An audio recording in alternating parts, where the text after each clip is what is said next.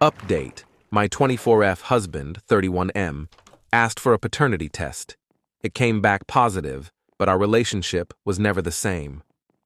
I think before the update, I should clarify a few things to put you in context.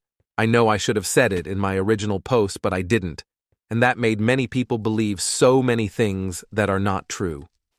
Before I got pregnant, I met a man, I think he's in his early 50s, at work, and you could say that he's a little too friendly. For example, he liked to buy me and another female co-worker, she's in her late 50s, coffee every morning, or once in a while he used to leave a flower on our desks and things like that.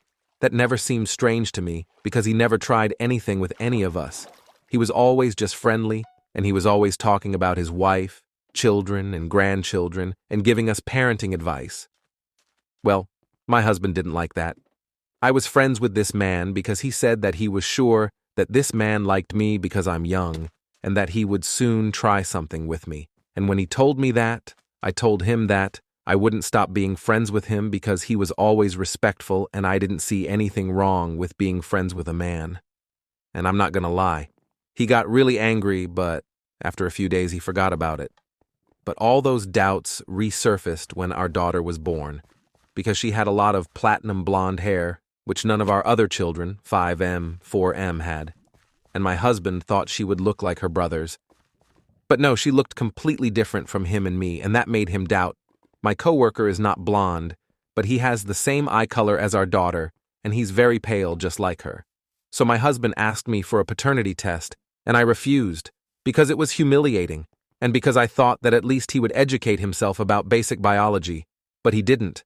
And when I say this, I mean that my great-grandparents look exactly like my daughter, same color hair, eyes, and skin, and he always knew that, but decided to ignore it to believe that I was cheating on him. And I know that I helped this situation escalate and end badly because I should have accepted the paternity test. And I say that because here it is not easy to do a paternity test without authorization from both parents. And regarding his sister and mother, they never liked me, and for a while we even stopped having contact with his family because I didn't like the way they treated me. But when our second son was born, I felt alone because it was just my husband, his friends, our son and I wanted my children to grow up with a family. So we got back in touch with them, and in fact, they treated me very well until my daughter was born. And when they pulled my hair, my husband wasn't present, and I didn't tell him until a few weeks later, and by then they had a big fight because of that. I swear that he was never violent, nor did he ever endorse anyone being violent with me. Well, the update is that I gave him an ultimatum and told him that I want to go live in my home country and be close to my family, and that if he didn't want that, then the only option would be getting divorced. When I told him that, I also told him that I'm talking to a lawyer to advise me on divorce and joint custody. And I guess that made him realize that I was being serious because he said he would be willing to do that to earn my forgiveness.